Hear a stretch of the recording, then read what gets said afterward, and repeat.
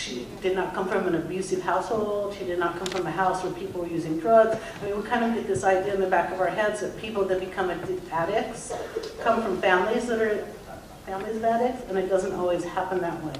So, studied journalism in college. There's an ex-husband in this book who I met in college. Decided to get married to. Not the best decision I ever made, but you know, anyway. You know, but also, everything that I did, all the mistakes that I made, led me here. So I would likely not be standing up here if not for him, so I guess I should thank him. Anyway, dropped out of school to get married, have a couple kids. And I was a young mom. I was 21, just barely 21 when I had my first baby. Very devoted young mom. I put hippie mom because it was like, you know, they weren't going to have formula. They weren't going to have jarred baby food, you know, like ground baby food and all that. Very devoted young mom. So when Crystal was this big and her brother was 2 years old, so I had 2 babies in diapers basically, my ex-husband walked out on our family in favor of cocaine. He moved to Albuquerque to get high and continued to get high until about 2 years ago when he had a massive heart attack. He survived.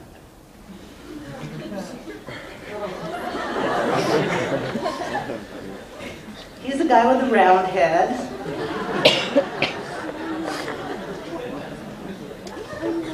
The other one is an interim relationship I had, who was the father of my younger daughter, Kelly.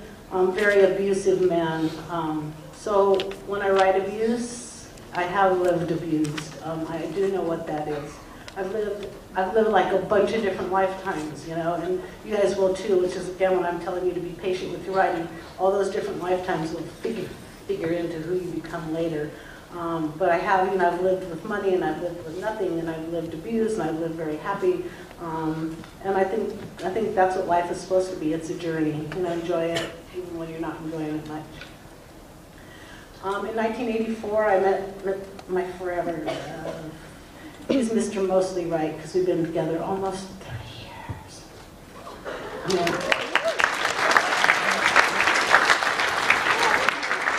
There are days, you know, I'd be like, dude, why don't you go do something? Go away. No, we're both coming off of bad relationships. We met, we moved to Lake Tahoe. And up until that time, you know, my dad was an entrepreneur. I was always an entrepreneur. I've had one job in my life. Other than that, I've owned my own businesses. So, you know, I owned my own catering service. And then here I had my own video store, right as video was getting big. And so when we met, we decided to move to Tahoe. I sold my video store, sold out to Hollywood Video, and had some money coming in. And so at that point, I'm like, I don't want to get a day job. I'm a writer. And my husband said, you're a what? Because over the years, I've always been writing. You know, I've been writing poetry and short stories on like legal pads. I had drawers of them, and he had never seen any of those. But I had just decided I was going to be a writer. So I went back, I pulled on my journalism, and I went to freelance writing, which I did for a number of years. So there are lots of different ways. When your parents tell you you can't make money as a writer, there are lots of different ways to do it that don't involve writing novels. Freelance writing, journalism, news writing, which is what my husband did. He was in radio and television news as a news writer.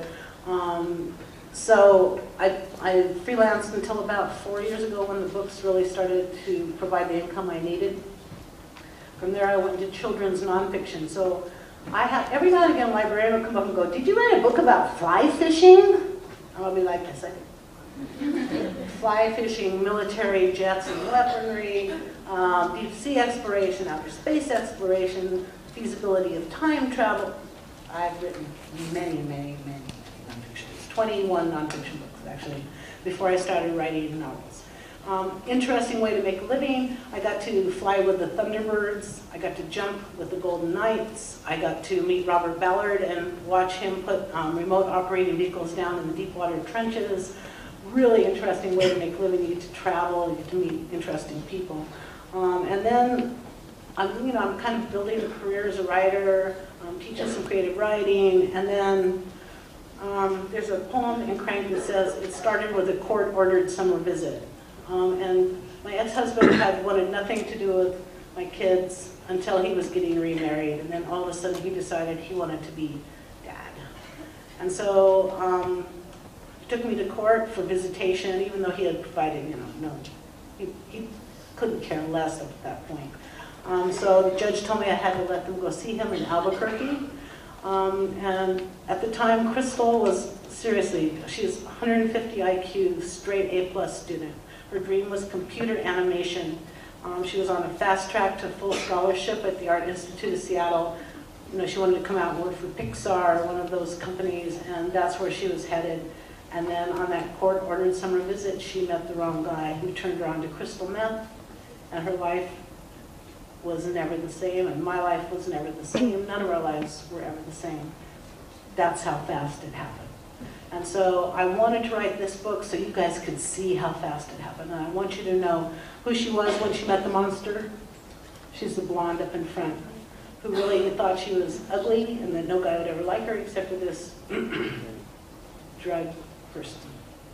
So she comes home from her dad's. School starts. The grades are in the crapper right away. She's out the window at night. And we started looking for what happened to my daughter. And we found crystal meth, which was not a drug that it was on my radar. I saw drugs in high school, obviously, but that was not one of them. But that's what we found. And, in the research of the addiction and why it's so addictive, it really truly can happen in using 2 or 3 times. And I'm just throwing that out there to you guys because it can, and it did for her. It's just the way the drug works on the brain, the physiology of the drug. Very hard to get clean from. We put her in outpatient rehab, we had her in counseling. We were doing all the things that we thought we could to turn the tide, but she was not going to stop except for in her senior year. Oops. Yeah.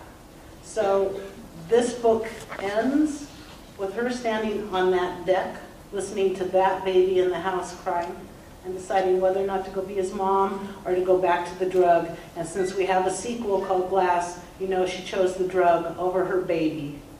And this is what she missed. I know, wasn't he cute? He's so cute. And he's like 15 now. You'll see pictures of him. He's still sweet. And yeah, and he smells really bad. And his room, it's like I don't even look in his room when I walk by.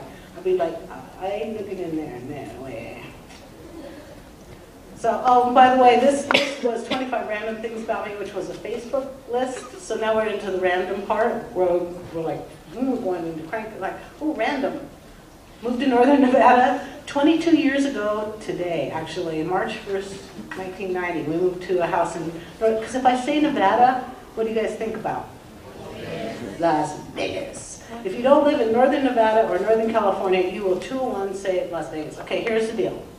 This is Nevada, right? That little corner down there, that's Las Vegas. This is not. So, Nevada is actually the most mountainous state in the Union, because if you notice, a lot of my books are set in Nevada. I love bringing readers to a place that they don't know about. There's ranch land, there's water. Oh, here's my mountain that I look at. This is the Sierra. You'll see a long shot in a minute. So Lake Tahoe is right behind that moon. We ski on this mountain in the winter. That's the mountain. So that's my view. So my view is my office. Across my living room, there's a lake kind of out in that valley of Greenbelt to that mountain. I love where I live. I would never move. So I love it.